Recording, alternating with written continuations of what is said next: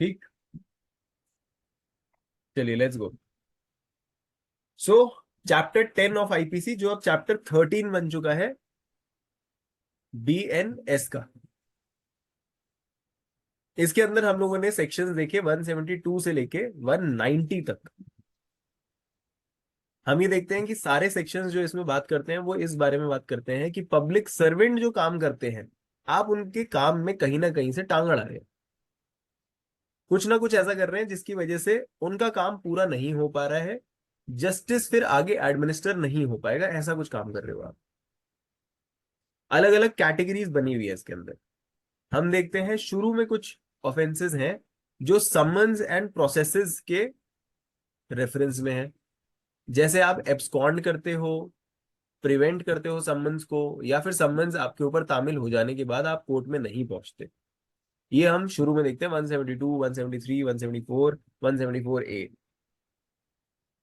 उसके बाद हम कुछ ओमिशंस देखते हैं। 175 में हम ओमिशन देखते हैं कि आप डॉक्यूमेंट नहीं लेके आए जो आपको डॉक्यूमेंट लाने को बोला गया था। 176 में देखते हैं आपने ओमिट किया फ्रॉम गिविंग इंफॉर्मेशन, जो आपसे इंफॉर्मेशन मांगी गई। फिर हम इंफॉर्मेशन से रिलेटेड 177 में देखते हैं कि इंफॉर्मेशन जो दी वो आपने फॉल्स इंफॉर्मेशन दे दी। फिर हमने 178 से देखते हैं कुछ चीजों का आप रिफ्यूज कर देते हैं। पहला रिफ्यूजल 178 में ओथ लेने से, 179 में दूसरा रिफ्यूजल आंसर करने से, ट्रूली आंसर करने से, 180 में तीसरा रिफ्यूजल साइन करने से, आप साइन करने से मना कर देते हैं। उसके बाद हम ओथ के ऊपर फॉल्स स्टेटमेंट देते हैं 181 में, और वो ही इंफॉर्मेशन जो हमने पीछे फॉल्स इंफॉर्मेशन दी थी, अगर वो इंफॉर्मेशन हम इस मंशा के साथ दें, इस इंटेंट के साथ दें कि किसी को इंजरी पहुंचे, तो वो आ जाएगा 182 में। सो 181 इज रिलेटेड टू ओथ वाला सेक्शन। आपने पीछे ओथ देने से मना कर दिया था, और फिर ओथ पे आपने इंफॉर्मेशन दी तो क्या दी? False information, right. सो 178 177 का मिश्रण टाइप का हो गया 181। फिर 182 में हम देखते हैं फॉल्स इन्फॉर्मेशन आप देते हो जैसे 177 में दी थी, और वो इस वंशा के साथ कि किसी को कोई ना कोई हार्म हो जाए। फिर हम देखते हैं 183 से 186 तक रेजिस्टेंस है, आप किसी ना किसी तरह से अड़ंगे डाल रहे हैं और पब्लिक सर्वेंट को काम करने नहीं दे रहे हैं। 183 बात करता है resistance in taking of property, आपके घर से प्रॉपर्टी ले जाना चाहते हैं, फोरफीट करना चाहते हैं, आप नहीं करने दे रहे। 184 में आप उन्हें सेल नहीं करने देते, और 185 में आप इलीगल परचेज या बिडिंग करते हैं, जबकि आप चाहते नहीं है एक्चुअली उस बिड को पूरा करना या उस प्रॉपर्टी को परचेज करना, बस आप परेशान कर रहे हैं, डिले कर रहे हैं प्रोसेस को। अपने लिए भी हो सकता है, किसी और के लिए भी हो सकता है। 186 में आप पब्लिक सर्वेंट को उसके पब्लिक फंक्शंस डिस्चार्ज नहीं करने देते। जो ट्रैफिक को रेगुलेट कर रहे हैं उसको ट्रैफिक रेगुलेट नहीं करने दे रहे हो, जो फायर एक्सटिंग्विश करने आया है उसको फायर एक्सटिंग्विश नहीं करने दे रहे हो, जो राइट को सप्रेस कर रहे हो उसको राइट सप्रेस नहीं करने दे रहे हो, ऐसे अड़ंगे डाल रहे हो। फिर हमने देखा 187, जिसमें आप असिस्टेंस देने से ओमिट कर देते हैं, मना कर देते हैं कि मैं आपको असिस्ट नहीं करूंगा, जबकि आप बाउंड होते हैं, आपको असिस्ट करना है, आप मना कर देते हैं। 188 में ड्यूली प्रोमलगेटेड ऑर्डर्स का डिसोबीडियंस करते हैं। 187 में आपने नॉर्मल ऑर्डर आपको दिया गया कि आप हेल्प करें, असिस्ट करें, आपने मना कर दिया। 188 में ड्यूली प्रोमलगेटेड ऑर्डर्स हैं जिनसे ब्रीच ऑफ पीस हो सकता है, जिनकी डिसोबीडियंस है, आप वो करने से मना कर देते हैं। और 189 और 90 में हम देखते हैं आप पब्लिक सर्वेंट को थ्रेट करते हैं इंजरी से 189 में, एंड 190 में आप एक प्राइवेट पर्सन को थ्रेट करते हैं कि पब्लिक सर्वेंट के पास मत जाना। ये हमारी पूरी रेंज थी। अब इसमें हमने कुछ ऐसी चीजें देखी थी जो हमें ध्यान रखनी है। इन सारे सेक्शंस में कुछ इंपॉर्टेंट बातें जो हमें ध्यान रखते हुए चलनी है। जो जो पॉइंटर्स मेरे पास लिखे हुए हैं वो मैं आपको बता देता हूं, अगर किसी को कुछ और याद आए तो चैट में लिख देना।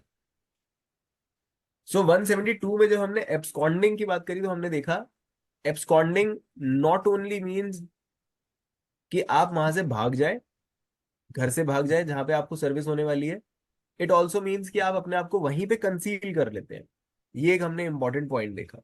साथ में हमने ये भी देखा कि इन सारे सेक्शंस में पनिशमेंट बढ़ चुकी है। जो 100-100 रुपए, 500-500 रुपए था, 1 महीना था, 2 महीना था, अब वो 1 साल और 10,000, 5,000 हो चुका है नए एक्ट में। और कुछ सेक्शन जैसे 226 अभी हमने देखा, उसमें कम्युनिटी सर्विस जैसे प्रावधान भी डाल दिए गए। साथ में हमें यह भी ध्यान रखना है, इनकी सबकी प्रोसिक्यूशन केवल 195 सीआरपीसी के ही तरीके से हो सकती है। प्राइवेट कंप्लेंट्स यहाँ पे काम नहीं करती। जिस पब्लिक सर्वेंट को आपने दुखी किया है या जिसको काम करने से रोका है, वही कंप्लेंट लेके जा सकता है 195 में, और उसी को एंटरटेन किया जाएगा। प्राइवेट पर्सन इन चीजों की कंप्लेंट नहीं कर सकता। ये 195 सीआरपीसी, राइट। ना 172 में हमने और क्या देखा, कि जब आप एब्सकॉन्ड करते हैं या प्रिवेंट करते हैं तो इन केसेस में इसको कोर्ट का कॉन्टेम्प्ट भी माना जाता है। आपके ऊपर कॉन्टेम्प्ट भी लगाया जा सकता है, कॉन्टेम्प्ट ऑफ कोर्ट भी लगाया जा सकता है, राइट। ठीक है। उसके बाद जो सर्विस ना मानने के अपराध हैं या सर्विस को प्रिवेंट करने के अपराध हैं, वो तभी आपके ऊपर लागू होंगे, तभी अट्रैक्ट होंगे जब वो सर्विस आपके नाम पे आई है। हो सकता है it is somebody you know जिसके नाम पे आई है, हो सकता है नाम गलत लिखा गया हो। इन दोज केसेस आपको अरेस्ट अंडर दैट वारंट नहीं किया जा सकता, and you are also not bound to entertain that summon और to honour that summon. So जो भी समन या वारंट आता है वो करेक्ट इन फॉर्म होगा, तभी ये सेक्शंस अप्लाई करेंगे, नहीं तो नहीं करेंगे। ये बात हमें ध्यान रखनी है। फिर हमने देखा prevention of service of summons, जिसके अंदर हमने वो तरीके देखे जिसमें you are not only departing, you are not only concealing your self, मगर आप ओवर्ट एक्ट करते हैं प्रिवेंट करने के लिए। जैसे आप सांठगांठ कर लेते हैं पोस्ट ऑफिस वालों से और वहां जाके उसको पैसा खिला के बोलते हैं भाई ये सर्विस मेरे तक पहुंचनी नहीं चाहिए, या फिर पोस्ट ऑफिस में जाके आपने सम्मन ही फाड़ दिया।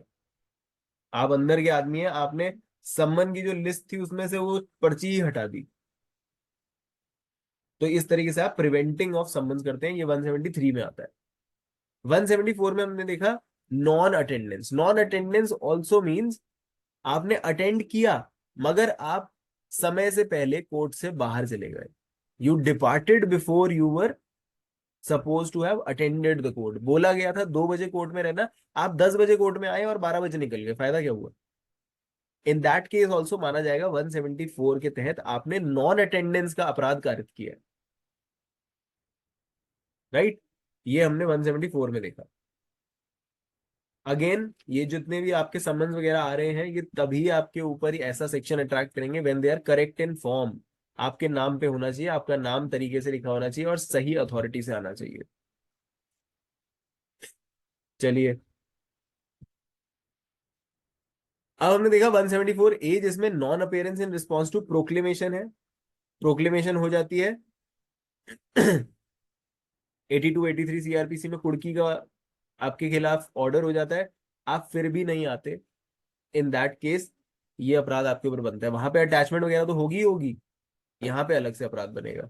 कम्युनिटी सर्विस का ऑप्शन यहाँ पे भी दिया गया है। कम्युनिटी सर्विस का दंड आपके ऊपर लगाया जा सकता है, राइट।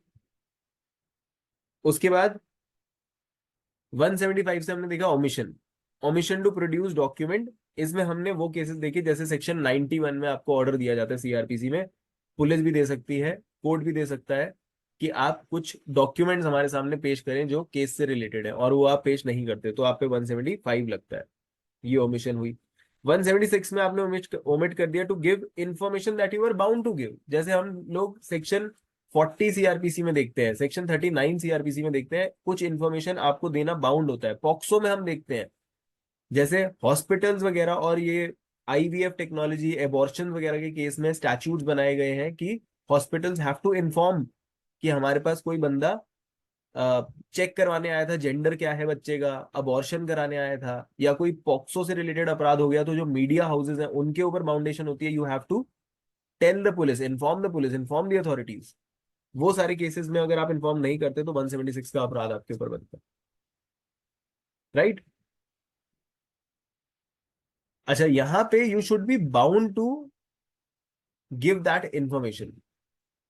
ये तब अप्लाई नहीं करेगा when you are not actually bound to give the information. हो सकता है कि the person is not your right superior, और कुछ ऐसे केसेस होते हैं which are not strict procedures. For example, chargesheet पेश करना।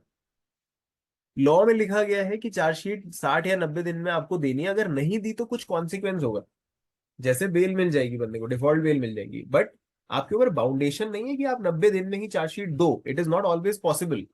तो 90 दिन में चार्जशीट नहीं आई तो हमने देखा था कि यहाँ पे सुप्रीम कोर्ट ने पाया ऐसे केसेस में 176 नहीं लगता। 176 तब लगता है जब when you are bound to give the information in certain time. जैसे ही आपने अपराध के बारे में सुना, जैसे आपके वो नॉलेज में आया, आपको उसको इन्फॉर्म करना है। पॉक्सो का अपराध हो गया, अबॉर्शन का अपराध हो गया, प्रेगनेंसी चेक करवाने का अपराध हो गया। बट चार्जशीट जैसी चीज इज नॉट टाइम बाउंड, उस केस में 176 नहीं लगेगा। फिर हमने 177 देखा, फर्निशिंग फॉल्स इंफॉर्मेशन। आपने उल्टी कोई बात बता दी कि ये लोग बर्गलर्स वगैरह जो हैं वो हमारे गांव में आए और उस दिशा में गए, और पुलिस वालों को उस दिशा में भेज दिया, तो ये फॉल्स इंफॉर्मेशन का अपराध हो गया। आपने फॉल्स इंफॉर्मेशन दी अपने कास्ट के बारे में, और उस हिसाब से आपको एडमिशन वगैरह मिल गया। आपने फॉल्स इंफॉर्मेशन दे दी पब्लिक सर्वेंट को, 177 का अपराध हो गया। राइट। उसके बाद 178 में रिफ्यूजिंग ओथ और affirmation when duly required by public servant. तो आप अगर ओथ या एफर्मेशन नहीं करते, जब आपसे बोला जाता है कि भाई ओथ लो, 164 की स्टेटमेंट दो, ओथ लो, एविडेंस दो कोर्ट में, और आप मना कर देते हैं। मगर in these cases we have to remember कि there should be no justification. जैसे हमने किरण बेदी का केस देखा, जिसके अंदर डिस्क्रिमिनेटरी प्रोसीजर उनके खिलाफ अपनाया जा रहा था, और जिन लोगों को उनके साथ प्रोसिक्यूट किया जा रहा था उनको उन्होंने बोला एग्जामिनेशन बाद में होगी, और इनकी एग्जामिनेशन एक स्टेज से पहले करवाई। उन्होंने डिस्क्रिमिनेटरी प्रोसीजर अपनाया। उस केस में किरण बेदी ने मना कर दिया, मैं ओथ नहीं लूंगी, मैं कोई एविडेंस आपके सामने, कोई आंसरबाजी नहीं करूंगी। उनके ऊपर ये सेक्शन नहीं लगा because he she had a justification. Secondly, the authority who's asking you to take oath should be the authority who is legally empowered to demand an oath from a person. Section 161 में police वाला can not ask you for an oath, तो वहां पे ये section apply नहीं करेगा। 164 में you can be ask for an oath, तो वहां पे ये सेक्शन अप्लाई करेगा। ये हम डिस्कस कर चुके हैं। ये हो गया 178। 179 में refusing to answer public servant authorise to question. Public servant है जो ऑथराइज टू क्वेश्चन है, आप मना कर देते हैं मैं जवाब नहीं दूंगा। जैसे 161 में पुलिस वाले आपसे पूछते हैं कि जी ये चीजें बताओ, if you are acquainted with the case, तो आपको हम सम्मन करते हैं 160 में, और 161 में आपसे जवाब लेते हैं। आप जवाब देने से मना कर देंगे तो ये अपराध बन जाएगा। हालांकि वहां पे एक्सेप्शंस है। पुलिस के सामने you are not needed to disclose anything that incriminates you, तो उसका आपको जवाब नहीं देना, उसको आप मना करें तो 179 नहीं बने। तो ये हमें देखते हुए चलना है। It must be an authority जिसके सामने आपके ऊपर बाध्यता है जवाब देने की। राइट। रिफ्यूजिंग टू साइन, ये आ गया सेक्शन 180, जिसमें आपको स्टेटमेंट देते हैं और फिर उसके ऊपर साइन करने से मना कर देते हैं। अथॉरिटी ऐसी होनी चाहिए जो आपसे साइन ले सकती है। 161 की स्टेटमेंट पे पुलिस वाले साइन नहीं ले सकते, हेंस वहां पे 180 नहीं लगेगा। 181 में हमने देखा फॉल्स इंफॉर्मेशन ऑन ओथ और एफर्मेशन टू पब्लिक सर्वेंट, जो आपको ओथ लेने के लिए बोलते हैं। ये ओथ्स एक्ट 1969 से गवर्न होता है, और इसके अंदर हमने याद रखने वाली बस एक ही चीज देखी थी कि ओथ जहां पे जरूरी है वहां पे ओथ दिलवाई जाती है। बट अगर ओथ ना हो, ओथ रह जाए किसी वजह से, डज नॉट मीन वो एविडेंस पूरा का पूरा उठा के बाहर फेंक दिया जाएगा। वो एविडेंस पूरा का पूरा कूड़ा नहीं हो जाता, बस उसकी जेन्युइननेस कम हो जाती है, थोड़ा सस्पिशन से देखा जाता है। ठीक है। तो ओथ ना होना, गलती से ओथ रह जाए अगर 164 की स्टेटमेंट्स में या एविडेंस में, डज नॉट मीन कि वो पूरी तरीके से वॉइड हो गई स्टेटमेंट। उसको फिर भी यूज किया जा सकता है, but with a pinch of salt. Right. उसके बाद हम देखते हैं 182, false information with intent to cause injury. Public servant से आप किसी को इंजरी कॉज करवा देते हैं। यहाँ पे हमने देखा कि यहाँ पे समझाया गया है कि सेक्शन कहता है whoever gives to public servant any information, which means हो सकता है उसने खुद वो इन्फॉर्मेशन दी हो या पब्लिक सर्वेंट के मांगने से वो इन्फॉर्मेशन दी हो, इममटीरियल है।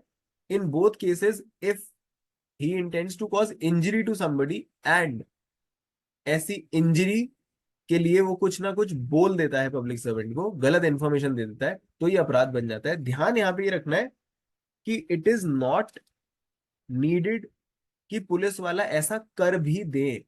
एक्चुअली जो चीज आपने उनको बताई है, जो आपकी मंशा है, जिसको आप इंजरी पहुंचाना चाहते हैं, वो इंजरी हो ऐसा जरूरी नहीं है। इस सेक्शन में होना क्या जरूरी है, केवल फॉल्स इंफॉर्मेशन देना इस मंशा के साथ कि किसी को इंजरी हो जाना is not necessary.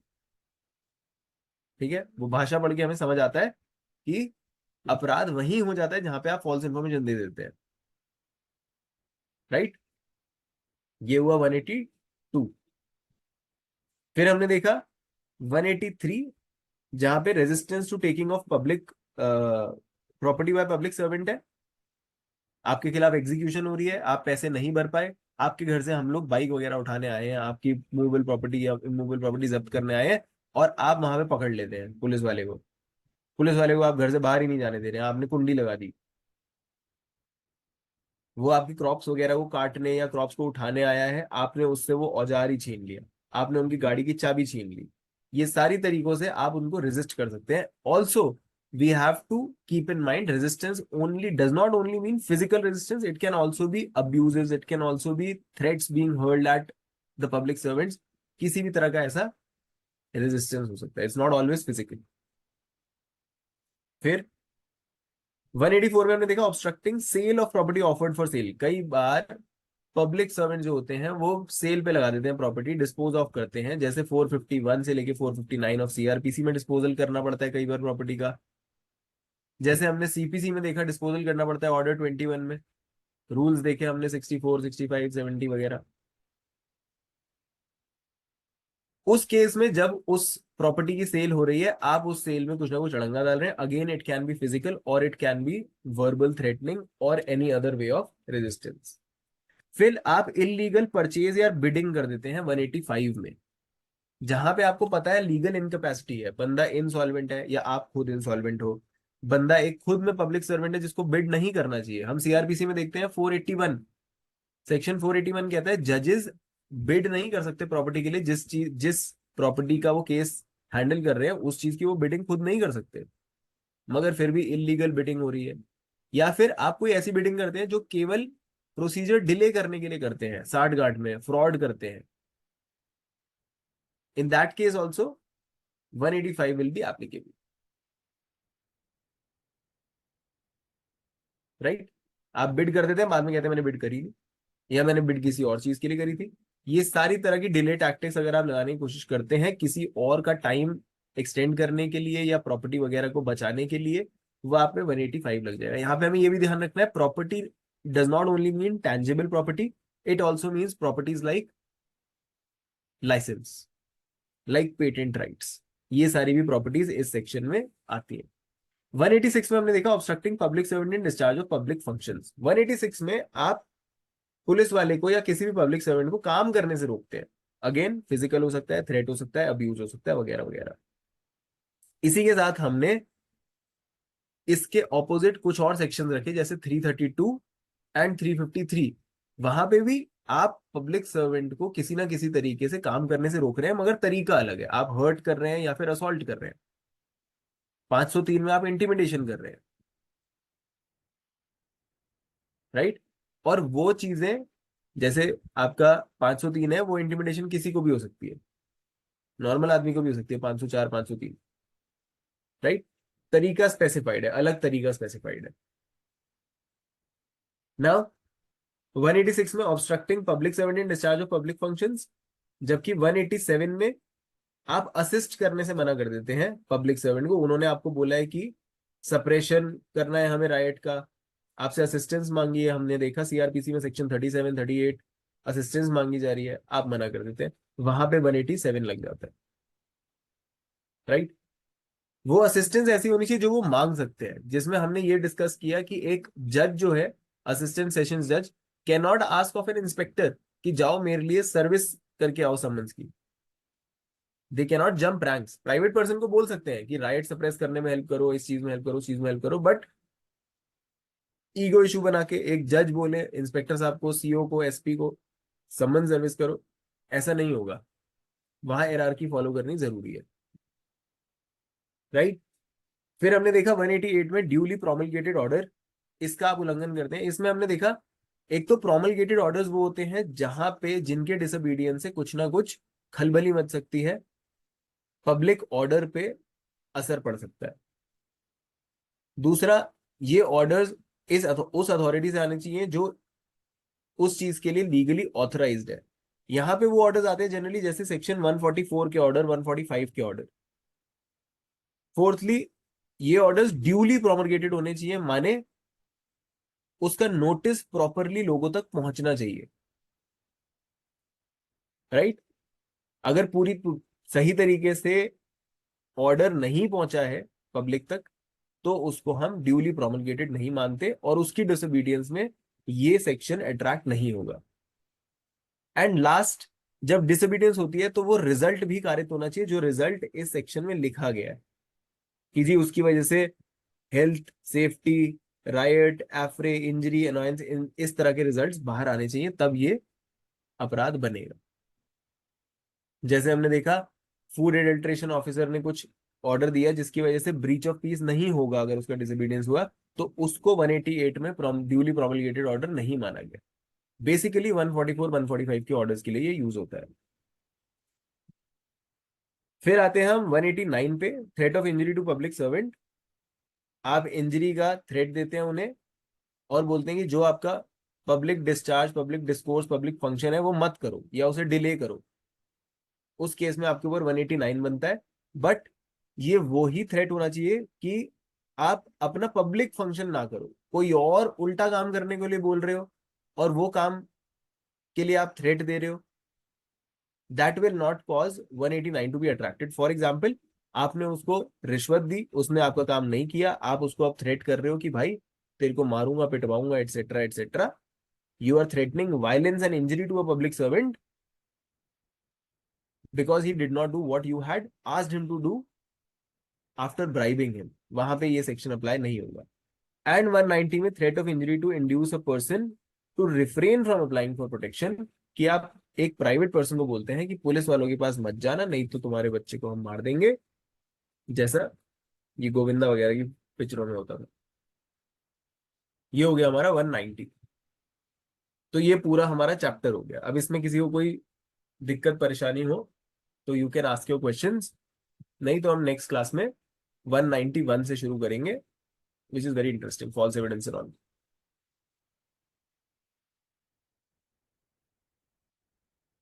Any questions?